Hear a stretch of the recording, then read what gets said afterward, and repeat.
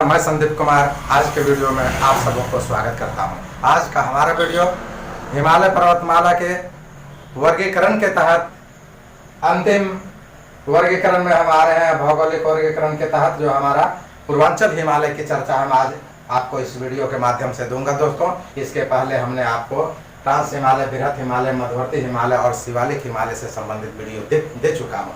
तो पूर्वांचल हिमालय जो है हमारा हिमालय के पूर्वी भाग में स्थित है, जिसके चलते इसका नाम पूर्वांचल पड़ा है। दोस्तों, अब क्या है कि ब्रह्मपुत्र नदी को ही दिहांग नदी के नाम से जाना जाता है। तो दिहांग गर्ज पार कर हिमालय किधर मुड़ जाती है? दक्षिण की ओर मुड़ जाती है। हिमालय जो है ब्रह्मपुत्र नदी को पार कर दक्षिण की ओर मुड़ जाती है। दोस्तों, और दक्षिण में हमारे मुख्य रूप से छोटे छोटे राज्य हैं जो अरुणाचल प्रदेश, नागालैंड, मणिपुर, मिजोरम, त्रिपुरा, मेघालय और असम की स्थिति है। दोस्तों, ये हमारे यहाँ सिक्किम की स्थिति है। और इसमें जो है क्या है कि कई पहाड़ियों का निर्माण हो जाता है, उत्पत्ति हो जाती है उन राज्यों में। तो यहाँ चलते हैं। हम सबसे पहले आपको बतलाना चाह रहे हैं अरुणाचल प्रदेश में।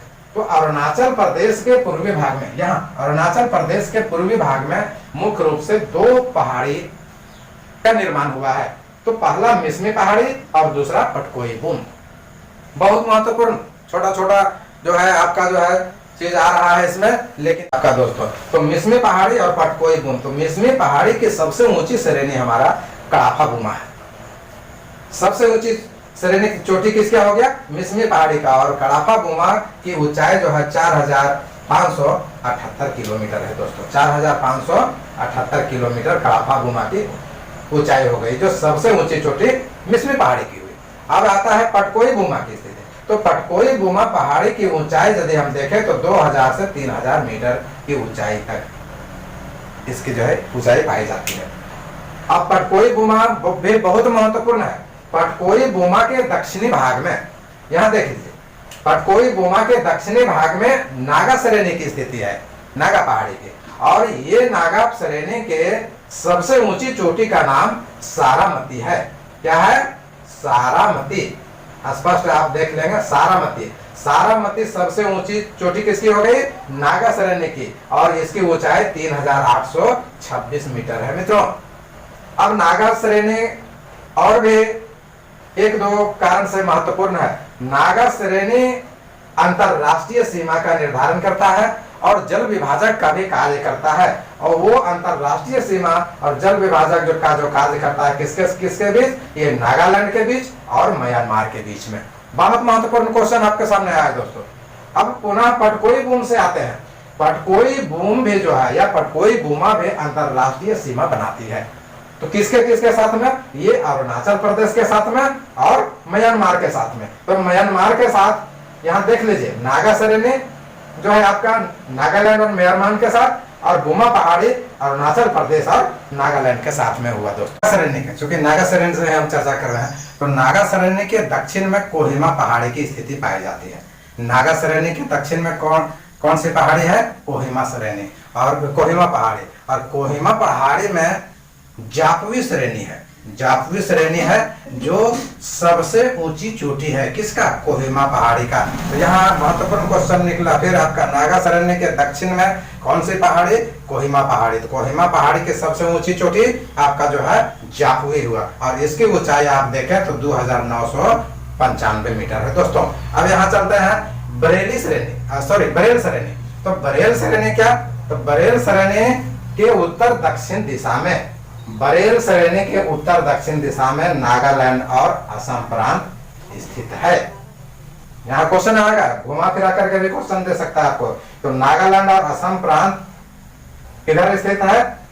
बरेल श्रेणी के उत्तर और दक्षिण दिशा में। उसी से अब संबंधित है बरेल श्रेणी। तो बरेल श्रेणी में नागालैंड, नागा पहाड़ी और मणिपुर पहाड़ी। बरेल श्रेणी की नागा और मणिपुर पहाड़ी जो है एक दूसरे को यहाँ देख लिया जाए कि बरेल श्रेणी में नागा पहाड़ी को और मणिपुर पहाड़ी को अलग करती है। कौन? बरेल श्रेणी। तो बरेल श्रेणी से दो क्वेश्चन निकल गया आपका कि बरेल श्रेणी के उत्तर दक्षिण दिशा में नागालैंड और असम प्रांत स्थित है, और यही बरेल श्रेणी नागालैंड और मणिपुर पहाड़ी को अलग करती है। अब देखा फिर कि नागा और कोहिमा पहाड़ी के दक्षिण में, कहाँ, नागा और कोहिमा पहाड़ी के दक्षिण में हमारा मणिपुर पहाड़ी है, जो कहाँ स्थित है, ये मणिपुर में स्थित है। ठीक है, ये मणिपुर पहाड़ी की ऊंचाई जब हम देखें तो इसकी ऊंचाई 2500 मीटर आने की 2500 मीटर है। किसकी, मणिपुर पहाड़ी की, जो नागा और कोहिमा पहाड़ी के दक्षिण में स्थित है। पहला क्वेश्चन इससे जो है निकल के आ रहा है क्या, कि मणिपुर पहाड़ी मणिपुर और म्यांमार के बीच अंतरराष्ट्रीय सीमा का निर्धारण करता है, और यही मणिपुर में बेसिन पाए जाते हैं, और जो बेसिन है उन बेसिन का जो है यदि लंबाई की हम बात करें तो 50 किलोमीटर लंबा और 30 किलोमीटर चौड़ा बेसिन मणिपुर पहाड़ी में पाया जाता है। पूर्वांचल तथा मेघालय के बीच, पूर्वांचल और मेघालय के बीच उत्तरी कछारी पहाड़ी की स्थिति पाई जाती है। किसके किसके बीच, पूर्वांचल और मेघालय के बीच। और उत्तरी कछारी पहाड़ी की जो ऊंचाई है वो 500 मीटर की पाई जाती है। कहीं कहीं आपको 1000 मीटर की ऊंचाई आपको मिलेगा। अब पूर्वांचल के दक्षिण में मिजोरम प्रांत में, पूर्वांचल के दक्षिण में किसमें, मिजोरम प्रांत में, यहाँ की स्थिति को मैं बतला रहा हूँ। मिजोरम प्रांत में मिजो पहाड़ी की स्थिति पाई जाती है, और ये मिजो पहाड़ी के पश्चिम में त्रिपुरा पहाड़ी पाई जाती है। यानी कि मिजो पहाड़ी के पश्चिम में, ये भाग हो गया हमारा, पश्चिम में त्रिपुरा पहाड़ी की स्थिति पाई जाती है। और ये त्रिपुरा की पहाड़ी जो है 3 तरफ से घिरी हुई है। 3 तरफ से किससे घिरी हुई है, वो है हमारा बांग्लादेश।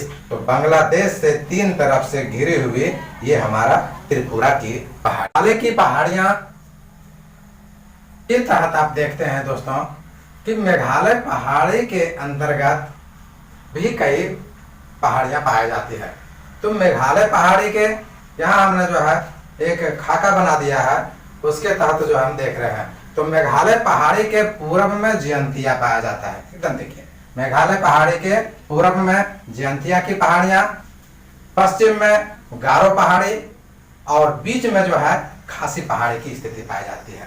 यानी कि इस रूप में ले लें तो इधर पूरब में जो है जयंतिया, पश्चिम में गारो, और बीच में जो है खासी की पहाड़ी। ये हमने जो है आपको बताया कि पश्चिम में गारो की पहाड़ी और पूरब में जयंतिया की पहाड़ी, और बीच में जो है हमारा क्या चीज का है, खासी पहाड़ी। किसका, मेघालय की पहाड़ियों में। अब गारो की जो है ऊंचाई है 1000 मीटर से भी अधिक के श्रेणियां इसमें जो है पाए जाते हैं, और जो है खासी श्रेणी में की जो ऊंचाई है 1300 से लेकर के 2000 मीटर के बीच है दोस्तों। अब कुछ इसमें महत्वपूर्ण 1-2 सवाल और भी बन रहा है, बहुत ही महत्वपूर्ण। अब गारो पहाड़ी में देखते हैं कि गारो पहाड़ी जो किसका, मेघालय के पश्चिम में है। अब गारो पहाड़ी के दक्षिण में सुरमा नदी मैदान का विस्तार पाया जाता है दोस्तों। तो सुरमा नदी बहुत ही महत्वपूर्ण है। तो सुरमा नदी की स्थिति कहाँ हो गई, गारो में। ठीक है, अब यहाँ खासी में देखते हैं, खासी में क्या इसकी खासियत हो गई। तो खासी में इसकी खासियत यह हो गई कि दक्षिण में चेरापूंजी पठार की स्थिति है, और इस प्रकार से जो है ये मेघालय की स्थिति हो गई दोस्तों। और हमने जो है आज पूर्वांचल में, पूर्व में स्थित सभी राज्यों से संबंधित विभिन्न स्थितियों को जानकारी आपके बीच में जो है हमने रखा। हमारे वीडियो को आप ध्यान से देखेंगे, यदि पसंद आए तो दोस्तों को शेयर, लाइक तथा खुद हमारे साथ जुड़े रहने के लिए सब्सक्राइब जरूर करेंगे। बहुत बहुत